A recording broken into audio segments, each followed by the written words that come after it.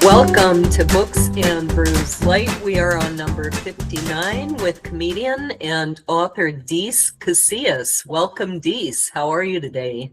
Doing well. Thanks for having me. Great. Yeah, we had a bit of a rough start, didn't we? Between last week and I think we really got things crosswired last week, and this week all of a sudden I didn't have sound. But we finally worked it all out. So you are a comedian, which automatically makes me think you must be in New York or Los Angeles, but you're actually in the Midwest, aren't you? Yeah.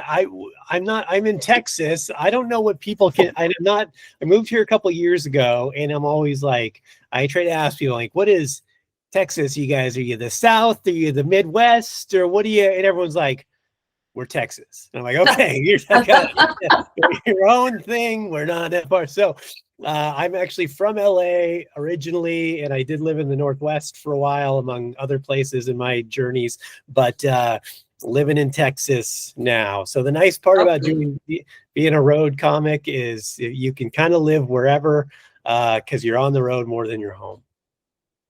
Okay, I didn't realize you were on the road. So what is your travel schedule like then? Oh man. So this last year I took a step back a little bit because I wanted to work on the project we're going to be talking about today. Mm-hmm. But I mean, the years before that I was on the road more than I was home. I mean, the year before that I did 189 dates on the road. Wow. In a year. So that's just and it's all over the country. I mean, I've toured globally, also internationally, through Canada, Mexico, Costa Rica, Belize, and the Bahamas. I think that's the only places I've been internationally, but I'm all over the country. That's amazing. So I know many people want to know, because many people aspire to do things like be a stand-up comic. How do you get into a field like that, and how do you develop a career that you can pay your wages, pay your living? Yeah, I mean, I think I get into, the same way most people get into it, teenage angst, bad parents, a genetic propensity towards alcoholism, the usual ways comedians start, the usual origin stories. No, I mean, there's no like roadmap. It's so different for everyone.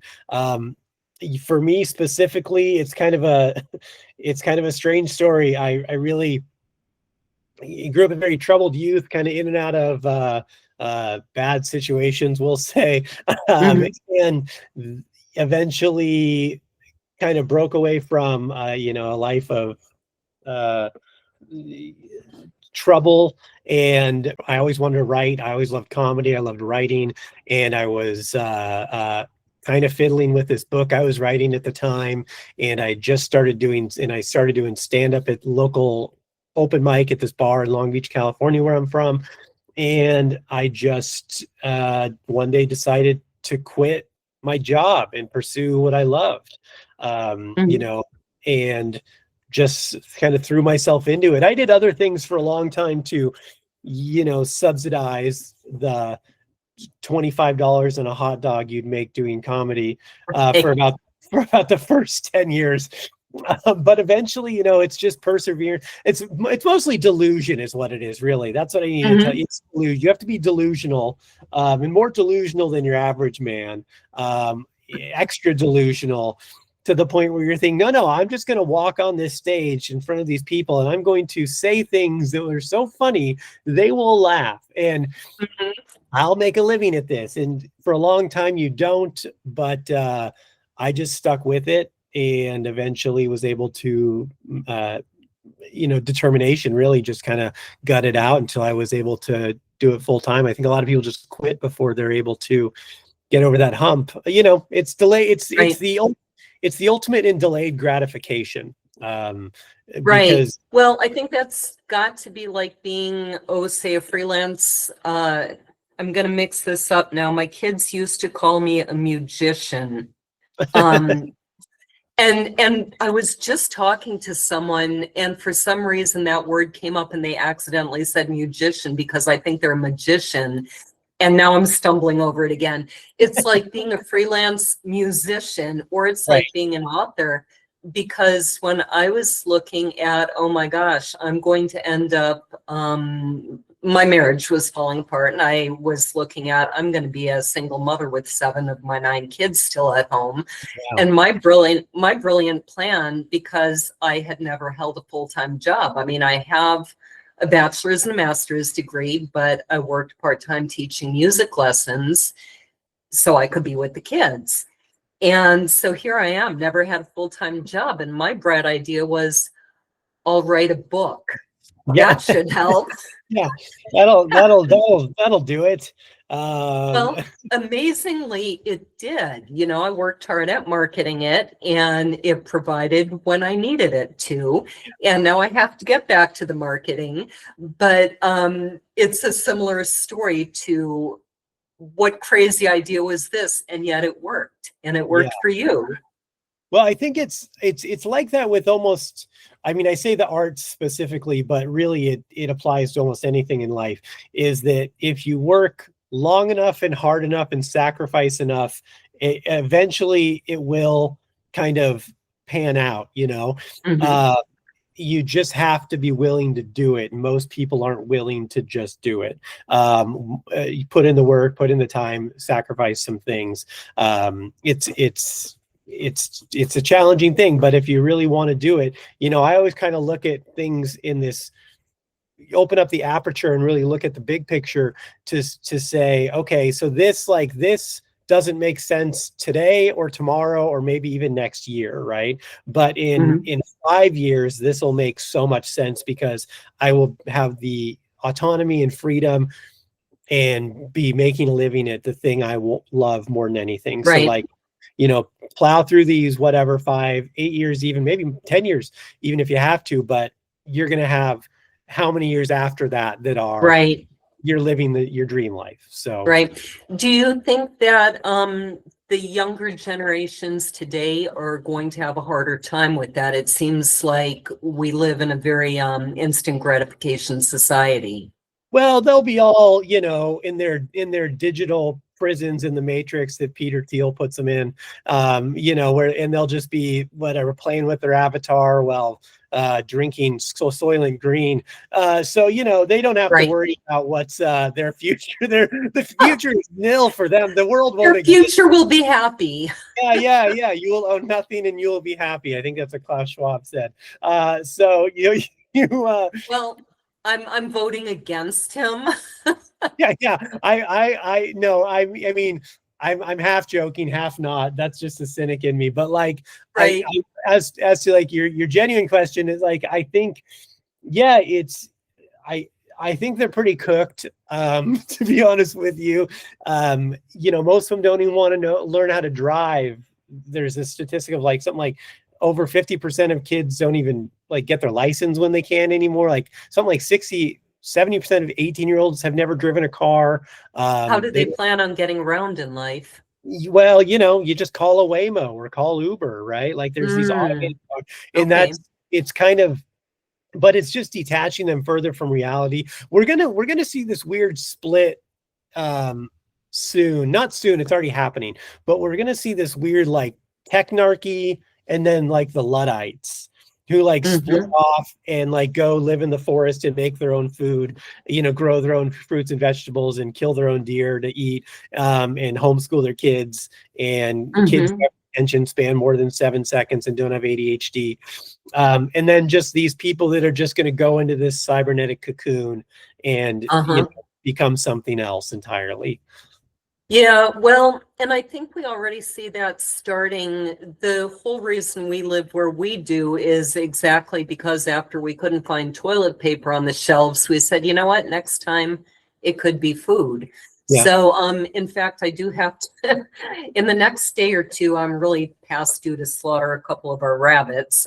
We raise rabbits and we raise sheep and chickens, and pretty big garden, indoor gardens. So, you know, we've had a few meals where we can make everything or 95% of the meal with what we grew here. So it is kind of a neat feeling though. And, you know, a huge change from the life we were living just 4 years ago, where I had never gotten food anyway, except from a restaurant and a Yeah. store. I like how So you said living where we're living now, like it's confidential, and you're like, we're in a compound, and I am in a shipping container 200 yards under the ground somewhere. Don't ask me have you where. been spying on us? No, and honestly, I love that, because this is part of the reason we moved to Texas. Mhm.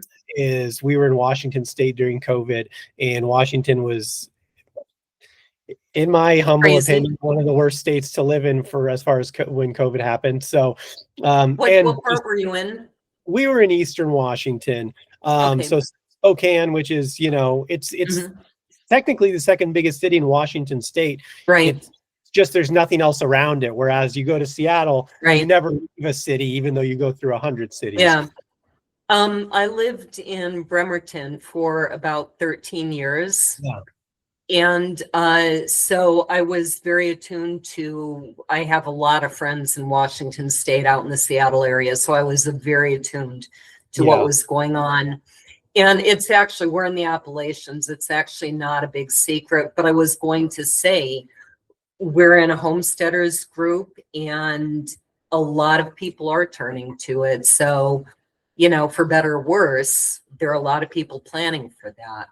Well, And we'll see if it's needed. I think it'll be needed. And I think even if it's not a necessity, it's still needed, if that makes sense.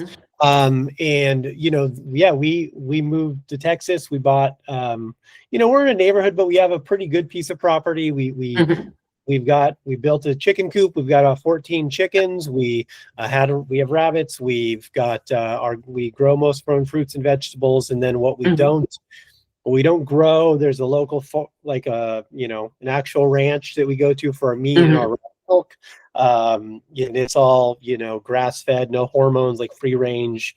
Oh yeah, there's a couple other places we'll go to get farm raised fruits and vegetables and stuff. And there's a lot of times where we're eating dinner and it's all stuff we've produced, grown, made, and it's a good feeling. And we just want to next step is a bigger piece of property with more of that. And I think it's something a lot of people, it's one of those things that just, I think, is good for people in general. Cities, they've done a lot of studies on how bad cities are for people, really, their mental health and how they interact with people. And, I think it just shows when there's so much violence and it's like that breeds from this, like rats that, you put too many rats in a small cage, more chaos, Right. So and that's why we originally left the Twin Cities. I happened to live in one of the first rings out from Minneapolis. And after I had left, thank goodness, the police station, I used to walk past it on my way to teach music lessons. I lived that close to it. And that's one of the places that got shot at in some of that summer of love. And we just decided, it's not getting better. And I think so much for comedy and humor, right? Hilarious. How awful life is. But that's comedy. You gotta, you make jokes to lighten the reality exactly that is life. So exactly. Oh, we joke about a lot here. And that's one of the really wonderful things about my husband. And I think what you need when times are dark, he's always happy, and he's always cracking a joke about something. And I had a friend once, I'm not even going to say what trauma she went through. She was telling me about it, and she was laughing hysterically and cracking all these jokes. And I'm like, I can't believe we're sitting here laughing about this. And yet there actually was, in the middle of this traumatic event, she started speaking in tongues. And at the moment when she was telling me this, it did seem pretty hilarious that you're in the middle of a crisis and that's what you start doing. And it was hilarious as she told me about it. But how does this kind of tie into your book, Kill Stan? As I started reading about it, it seemed like that was a very dark book that is Yeah. funny. Like, how did a comedian? This, you know, this, what you just said about your friend is a perfect segue into this, because this book, this graphic novel series, Kill Stan, I'm writing, is about a guy who wants to end his own life, so he decides to do it through vigilantism. You know, essentially, it's kind of a neo-noir crime thriller on the surface, but really it's a character piece about one man's personal journey of loss, trauma, and you know, the crazy things we do when we feel like we have nothing left to live for. And I wrote this story. I started writing this story just a couple months after my best friend, another comedian who I toured with for years, took his own life. Oh. And so, you know, yeah, he was my best friend for years, and we did comedy together for years. And we were inseparable. And, you know, in January of 2020, he took his own life, which was a lot. And then there was a lot to deal with in the community, the comedy community, with that, and how it happened, and how, you know, I mean, God, I had to call his parents, and I had to, you know, it just, the whole, it was a lot, for a lot of reasons. And, you know, one of the things is we had a group of people who was very close, comedians. And, you know, I've experienced a lot. I've lost a lot in my life. So it was, you know, I've lost friends. I've seen friends shot and killed in front of me, in my past. So it's not to say you ever get used to it, but, I maybe was more equipped. So I kind of became the rock that everyone, you know, I was like this, I was doing everything and holding everyone up, and I never really had a chance to have a moment for me. I still wonder if I ever did, to be honest with you. And that kind of rolled into COVID. You know, March, April of 2020, COVID came. And then I was just, as soon as like everything there was kind of starting to mellow a little, we roll into COVID, and then, you know, I'm isolated. For a little bit, I kind of was a rebel. I started traveling and doing stuff and going on adventures, whatever. Anyway, so but it really, like, I started coming, you know, that what happened with my friend, and then also watching people during COVID, you know, their lives were crumbling because we were isolated, and people were losing their living, people were losing their minds, people were losing their sobriety, people were losing their friends and family because of discourse, emotionally, physically, physically.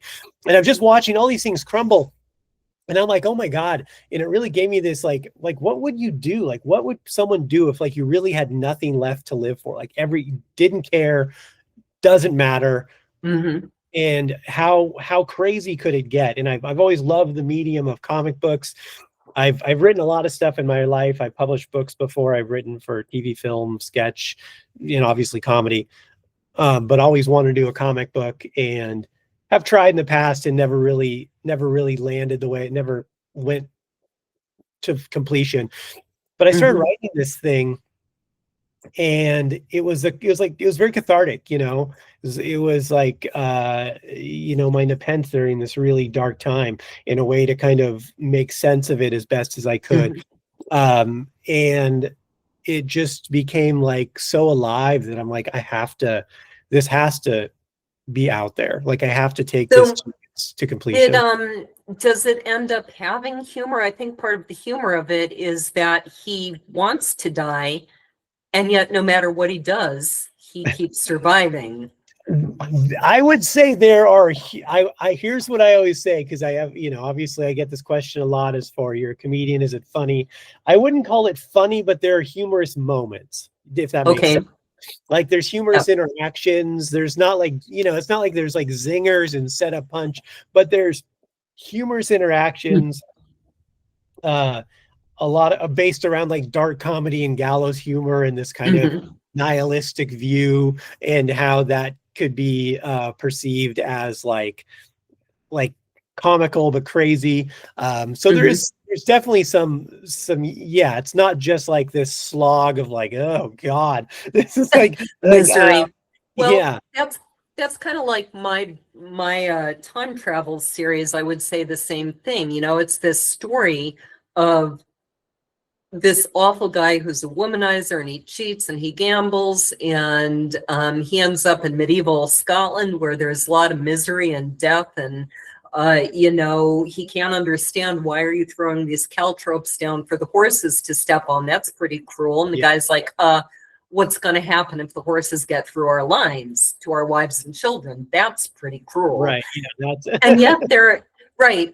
And yet I think he's a funny guy, you know, so I get it. Moments of humor, even though there are a lot of very serious topics going on. Yeah. And now you had somebody else do the artwork, right? Yeah, so I do the cover art for the books.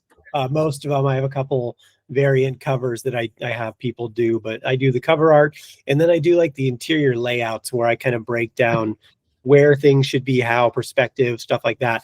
But I've got a great artist named Felipe Sobriera who I owe much more money to than I've paid him so far. He's been invaluable. The guy is just amazing. He's a workhorse. He's fantastically talented. And I can't wait to be able to pay him what I think he deserves when this thing hits. But he yeah, I mean, there's like a car chase scene in #2. And when I was writing it, I just thought, like, I'm writing it just going like, because I didn't know Felipe at the time. I didn't have an artist. I was just writing it. I'm like, I just thought, well, good luck to whoever has to draw this. And I'm just like, because it's a little crazy, you know, like these moments are, you know, and he absolutely nailed it. He's amazing. And yeah, so it's been a blessing having him on the team. And yeah, I hope to have a long future working with him. How is it different writing a book from writing a graphic novel? I mean, both are telling a story.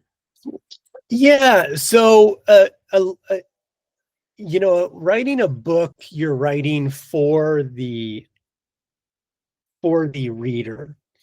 Writing a comic book script, you're writing for the artist almost, but you're writing for the artist. You're writing for the art, you know, description for the artist to convey what you want in your head, right? So it's just a little different detail. You don't have to get into such depths as like because they're really just looking at like the action stuff, the way the panel should lay out. They're not as concerned about the dialogue. Maybe, you know, like if someone's angry or yelling, but you usually punctuate that, like, you know, Stan is in the foreground, you know, looking over his shoulder, yelling at someone. So, you know, you're just kind of, you're almost like a director of photography, you know, in like cinema. Trying to get those set up how the shots are going to be when you're working with an artist. So I'm pretty detailed. There's different ways to write a comic book script, but I'm pretty detailed because I'm really specific on how I want things, what I want around it. You know, I work with my colorist to get a certain color and saturation, and everything is for a reason, you know. So even if you're not drawing it, you sort of tell him, this is what I want the picture to look like, or this is my idea. Okay. You know, I'll do breakdowns a lot where I actually do like rough sketches of stuff, or I'll do 3D digital renderings of kind of how I want the perspective. These guys are in the background, he's in the foreground. They're things like that. And there's room for our interpretation. And sometimes he comes and says, hey, I've got this idea. What if we add this? Or what if we do this instead? And so there's times where I'm like, that's a really good idea. And then there's times like, I want to keep it like this because you know, there's things coming that need this to happen first. So define what makes something neo-noir. And you might even, I don't know how many people out there don't really know what noir is, but to you, what is noir? And then what makes it neo-noir? Well, I mean, neo-noir is just new noir vibe. You know, to me, a noir is like kind of defined as darker, grittier, street level. Also, I think it has a lot to do with the stakes. I don't think that's mentioned enough in noir. It makes sense, you know, not that can't be in other genres as well, but I think it's very defined by a very small world, very specific and dire stakes. You know, it's not this Okay. big, grand, token-esque world building. It's like we're living in these 7 blocks of this dirty city, and there's these 6 characters, and a lot of crime, Mhm. street elements. So I have to ask you then, the series I'm working on right now is meant to be a little bit of a nod toward noir, almost a parody of it. Mhm. So the stakes in the first book are actually somebody is missing. So that's big stakes, but Yep. it's over chicken noodle soup. So I'm thinking this isn't a big enough stake for noir. Oh, the someone missing, or the chicken noodle soup. The chicken noodle soup. Yeah. It's a very small town, and this is only the first of the series, but they're very into their chicken noodle soup contest, and that's actually what leads to the problem with the person missing. So, do Well, you have a reading? Yeah, go ahead. the missing person, the detective, the small town. I mean, that still has noir vibes to it. Like you said, you're kind of inverting it with a small town instead of big town, but I think that still qualifies as what you're going for. Well, it's meant to be somewhat humorous, and the problem is, like with my character Sean, he says funny things when I don't intend him to, but when I sit down and try and write something funny, it gets very serious. So I always end up writing the opposite of what I'm trying to write. Yeah. So yeah, this is actually based on the true story where I went to IHOP with my son, and it was late at night, and I was sick, and I still had 15 hours to drive home, and it took them 20 minutes. They brought his steak in 5 minutes. It took them 20 minutes to come and tell me they had no chicken noodle soup. So, of course, I had to figure out what was going on in that kitchen. So Yeah. I did figure it out, and it turned into quite the story. Yeah. So, Well, I mean, maybe that's on, you're at the International House of Pancakes asking them for soup. That's a bridge too far. Maybe you should have, that might have been on you. I don't want to victim blame here, but maybe stick to. you're blaming the victim. Yeah, well, yeah, just maybe. So I'm just saying, they say it in their name. We're a pancake house. Right. Right. Well, hey, they had steak. Yeah, So, I know they got everything. do you have a reading ready for us? Yeah, let me pull this up here for you. All right, so this is from Kill Stan number 1. This is the first issue, and actually, let me see if I can real quickly. I'm gonna show you the covers. Okay. Also, just so people can, maybe that'll set a tone also. So I'm gonna stop presenting this, and then we'll go to that. So these are the covers for issue number 1. This is the main cover, variant cover, kind of a bloody edition, then a negative variant we did. So that gives you any idea of the tone of what you're getting into when you pick up this book. It is called Kill Stan, and that is that. So I'm gonna get rid of that, and I'll get into this reading for you. So this is, and you can just let me know when, call your own out. Let me know when. Okay, go ahead. So issue number 1, page 1. Demons are everywhere. Although sometimes the hardest thing to fight is yourself. That is the scariest demon to face. In life, things rarely go as planned. The real rub of it all is you most likely don't have anyone to blame but yourself. Usually, when catastrophic things happen, it means you need to be taking a long look in the mirror. If you can even stand to look at yourself in the mirror. So this is it, huh? I deserve this. This is my fault. How did everything go so wrong? That's me. No, not the doctor. My parents' wish. No, not her either. Although, honestly, my folks would probably still be thrilled to hear I was a nurse. That's at least something. Wrong again. At this point, I think most people would consider mopping floors a step up for me. At least I'd be employed. That's me. I'm the poor schmuck on the gurney bleeding out with a massive head wound. Well, that's future me anyway. But from the looks of things, that may not be me for much longer. The way things are going, my days are numbered. My name's Stan. Just Stan.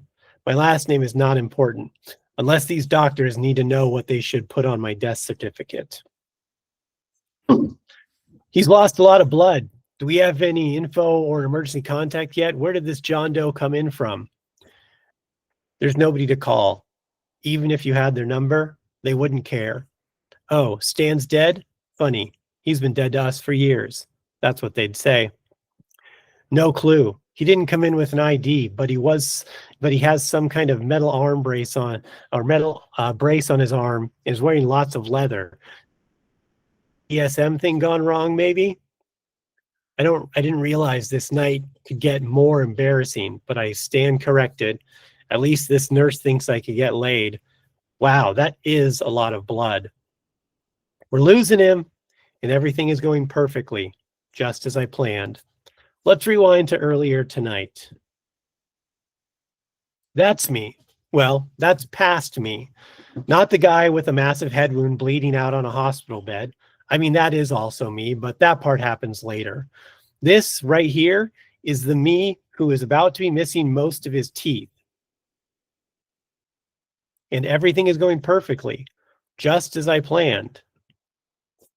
This is the last guy to see me with a nice smile. What kind of dumb mask is he wearing? Who is this clown anyways? Clowns wear face paint, not masks, you idiot. And there go most of my teeth. Yeah, that's dark. But I like where it's going, and it sounds like he's going to end up doing a lot of good with his life. There's yeah, maybe. Well, if he's doing vigilantism, I mean, assuming he's, getting the bad guys right. But somewhere in researching, I saw that your publisher was afraid you would get sued. What was that about? Oh, so not my publisher. So I ended up self-publishing this, creating my own comic book imprint and independently publishing, which I'm glad I did.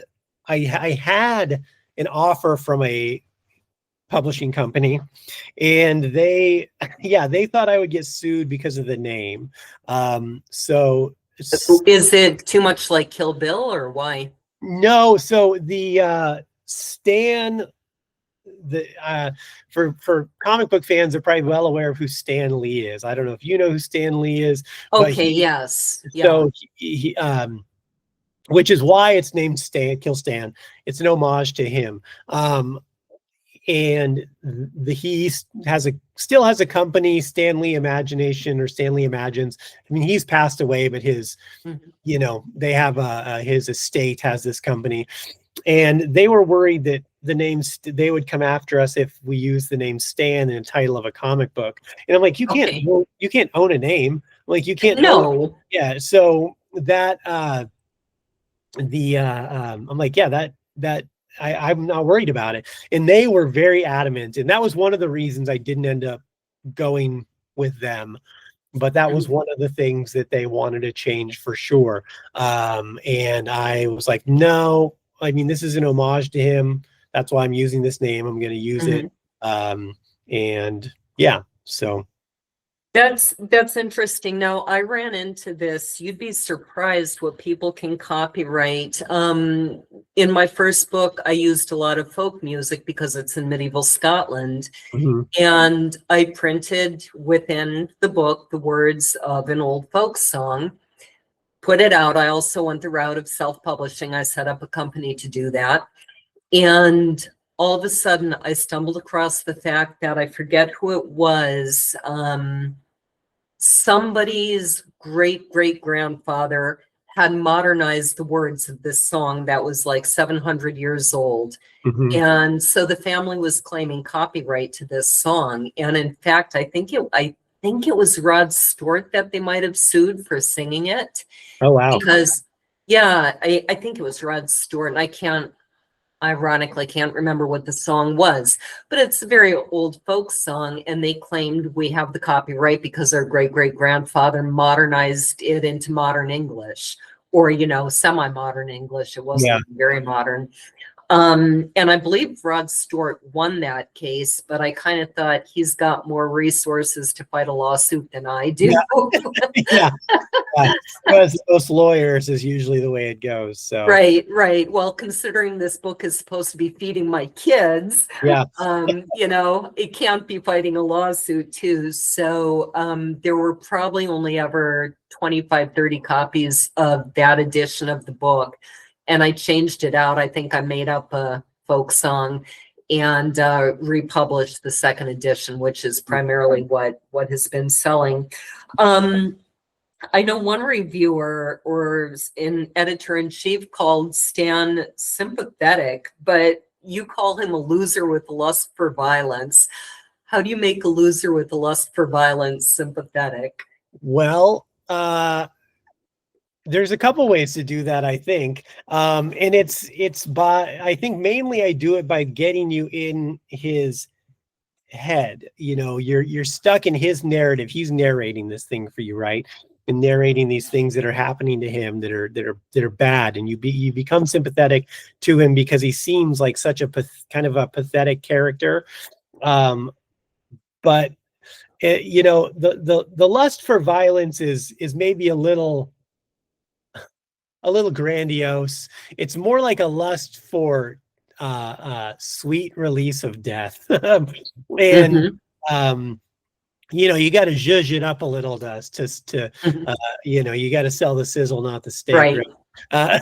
But I mean, I make him sympathetic because really, and this is the thing I hear the most often from people who read it and come back to me to talk to me about it and tell me, or review it or tell me how much they loved it, is that they really get inside his head. They're like, I completely hear him. I feel like I'm him. I just, it seems so organic, his voice, and that's exactly what I wanted. Cause the idea is that like, how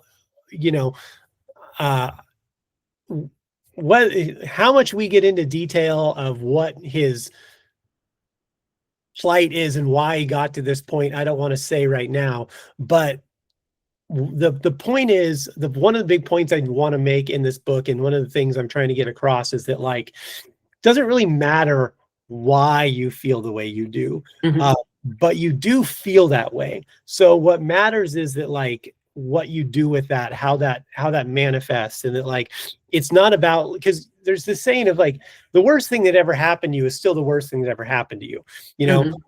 Worst thing that ever happened to you may be a 6 to me, but it's a 10 to you because it's relative, right? So like, I'm not trying to put things on opposite ends of a scale. I'm just trying to say, hey, like, you felt this way. You felt like you were at your lowest. We've all had a rock bottom, whatever that is, and it's valid for whatever reason you felt it. So like, how do you react to that? Does that manifest, and how do you felt crazy, and how do you potentially crawl back to the light after that? So, and I think that's a good point, that even if my worst is not as bad as someone else, or it's worse than someone else's, right, we can still say, and here's how I got out of it. And that might help for any bad situation. Right. Yeah. And that's so, that's what I was really trying to get across in this, and really suck people into this guy's psyche right away, in his mindset, and how bleak it is. The why of why it's so bleak. That doesn't sound right, but the why of why it's so bleak isn't the important part. The important part is and what's happening now. Because by the time you're at that point, you don't really have a lot of time to you know, retroactively change it. You just kind of have to deal with what's in front of Right. you. Right. So, I'm just curious, do you happen to have any statistics about how many people, what percentage of people actually do think about committing suicide? Is it like something that most people at some point in their life think about? I mean, we could look up statistics, let's see, of people have suicidal thoughts. According to AI, which is always accurate, Yes. it's well, these are all over the board. Anywhere from up to 40%. Hey, sorry. These are all over the board from depending on age and demographics. But Okay. I'll say this. I think 100% of people have, and to what level is where it varies, because everyone's had some thought, whether it's just a flash or whether they actually, tie a noose and Right. lock themselves in the bathroom, so Right. like it just depends on how far it goes. But I think everyone has had some sort of fleeting thought, at least, of like, maybe not even taken seriously, but like a flash, right? I think if we're all being honest, we would all say, you shoot everyone up with sodium pentothal and hook them to a lie detector, either, and ask them. Everyone would be, it's Right. a yes at some point in some way, Mm-hmm. Do you think, though, that most people would lie about that, not admit to it?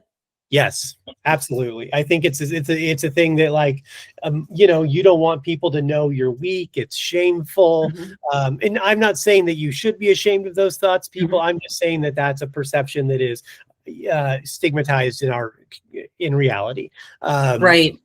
But yeah, I think most people would not want to admit that, because it makes you vulnerable. It makes you feel like you need help. It makes, people may treat you differently, may treat you like you're incapable of dealing with life, or like they feel sorry for you. A myriad of emotions that you don't want, that may not be helpful. That just in a moment of weakness, you thought, God, maybe end it, and I'm kind of laughing because at this time, when I was facing divorce and all sorts of other stuff was also going on around me, I was at the lowest point in my life, and I went to the doctor and said, I'm really depressed. I need to get on medication. She made me fill out 10 things and said, you're not depressed enough. And I was like, yes, I am. Not enough. Try again. Call me when your cat dies.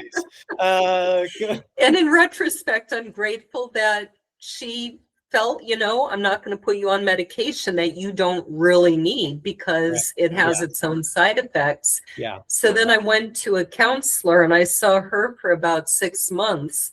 And then she said, you're fine. You don't need me. And I was like, why won't anybody listen? Seriously. Yeah. I mean, just because someone is whatever, quote unquote stable or able to deal with things better, doesn't mean it's not helpful to get things out.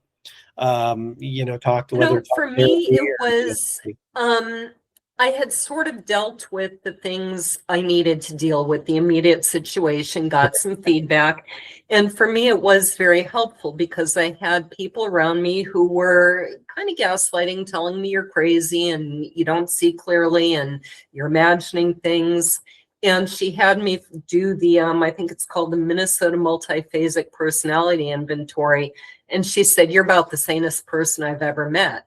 So for that, it's like, you know what? That was some strong reassurance, maybe I'm not the problem. And so, but you're right, counseling definitely can help. And for me, it helped just to have an outside voice go, you're fine. Yeah, because I mean, sometimes that's the biggest thing, is people who are pretty sane and strong and self-sufficient, resilient, just don't ever get anything out. And sometimes it's not even that you need to really, like, work through something, you just kind of need to Mhm. say it out loud to someone, Yep. in like a sounding board to just kind of let it out. And it's just kind of cathartic to just have that Right. process. So, it's just different for everyone. Yeah. Right. So what is next for you? You'll be continuing to work on the Kill Stan series, I assume. Yep. Yeah. So this is a 10 issue series. The third issue just came out. We're starting number 4. So that is happening. We're plugging away at them. And then I've got another comic book series I'm working on. And another one. I got a bunch I'm going to do. But Is that what all the boxes are behind you? yeah, actually they keep going. Oh, wow. Yeah, it's there's probably about 36,000 comic books back here. Wow. So, Are those all ones you've written or ones you're reading no, or have written? this is all my collection. Okay, Yeah, wow. this is kind of a crazy collection, but I've got stuff dating back to I think my oldest stuff is from the like 1942. So Mhm. And is it all cataloged? Like you could just go find anything? That's very impressive. yeah, That's it's our library upstairs. My husband has it all organized by I believe it's the Library of Congress system. oh yeah. And so everything is exactly where it belongs according to the Library of Congress, and he There you knows go. where to find anything. And yeah, it's a good, nothing like good old fashioned OCD to make sure you know where you can always find something. Well, but if you're going to have a collection like that, or like with us, we probably have about 5,000 books Yeah, between us. It's important to keep you gotta organized and you gotta have a keep track system. of things. Yeah, Mhm. I've been in places where it's just a nightmare. But yeah, just I've got more comic book series I want to do. I've got some other writing projects, I'll be doing more stand-up comedy. Mhm. And that's what I do. I'm living the dream, I Yes. get to do comedy and comic books for a living, and it's pretty great. Yeah. And I think it's important for people to pursue that dream. For me, it was music, and I had a rather loud fight with my dad about whether I would pursue music, and Yeah. I won because I was paying for the degree. And it's been perfect. As you say, I'm living the dream. I don't play a whole lot of music anymore, but I play music, I write, I do this, and then I go hang out with the animals, and the sheep yell at me to feed them, and it's great. Yes, yeah, right. So Yep. Yeah. So where can people find you online? yeah, if they want to check out Kill Stan, you can go to inferno.earth. Excuse me, that's our website. .earth is the domain. There is no Okay. .com. It's just inferno.earth. You can get some information on the book. We have a shop there where you can buy number 1, number 2, number 3. We've got multiple covers up there. We ship the anywhere. And then you can follow us on inferno.earth on the Instagram page. That'd be helpful too, trying to build that following. I do a bunch of conventions around the country. So, if you check the schedule, I'm always posting where we'll be. I'll probably be somewhere in a town near you at some point with the comic book. And I've got, like I said, a couple more series coming.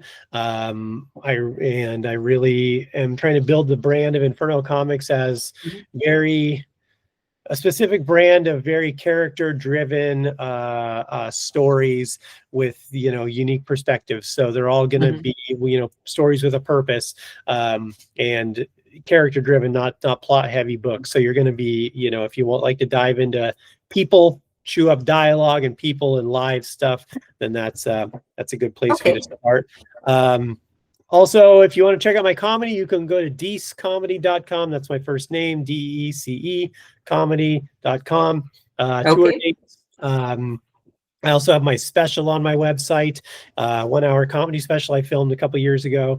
We are doing a deal right now. You can pay whatever you want, and you'll get the whole digital. Oh, nice. Special. We'll send you a link. It's called Not Your Cup of Tea. Click that link. You can pay whatever you want. ARDeece.comedy on Instagram to follow me there. I do comedy all over the country. So so what kind of comedy can people expect from you? Uh, that's such an interesting question. And I get it all the time. I never know how to answer that because I don't know what the options are. Okay, let me put it this way. The reason I ask, I went years ago to it happened to be the second night of a competition. There were 10 comedians left, and of the 10 of them, 8 of them, their comedy was basically finding excuses to throw out, the F-bomb all the time. Mhm. Nobody was laughing. The other 2 really didn't swear that much, and they were genuinely funny. I have been to comedy where, yeah, there's some swearing, but it's also funny. Yeah. But I've seen comedians who just depend on swearing. Yeah. No, I mean, I certainly wouldn't call myself a clean comic, although I can do it, but I don't like it. I think it's boring. Mhm. I just have to neuter a lot of stuff. And also clean is it's so objective because It is. Subjective, I should And say. it's a spectrum too. Yeah, because it's like, I own a production company. We produce comedy shows at venues across the country. And, every time we have a new venue, they're like, well, is it clean? Is it this comedy? You're like, well, I go, what is that? Because if we have a room of 100 people, I guarantee you all of their moral lines are wildly different. So right. How do we decide which one's the right one? Yeah. Me personally, I do like to push boundaries a little bit more. I'm not necessarily like just language, but just ideas and things we can talk about. Get people to get out of their comfort zone a little, because I think uncomfortable things are necessary for us to face. And if we can find ways to make them funny, it's much more interesting and we become much more grounded and realistic people. So yeah. Just so people have an idea of, what they're getting, because comedy is such a wide area. Well, like books, like anything. So people can find me at booksandbrews.net. My books are at lauravosica.com. Our sponsor is gabrielswornpress.com, and you can find those rude, annoying, talkative sheep and the rabbits at glenmerrillfarms.wordpress.com. We have coming up next David Goldberg, and his book is 6 Seconds to Say It Better, which I'm assuming is nonfiction. And we have recently had Jake Needham from Bangkok, who writes detectives and thrillers. We are about to put up our full podcast interview with Christy Wolf, who writes military-themed action novels with unforgettable love stories. And that is what's going on at Books and Brews. Thank you for being here. Cheers.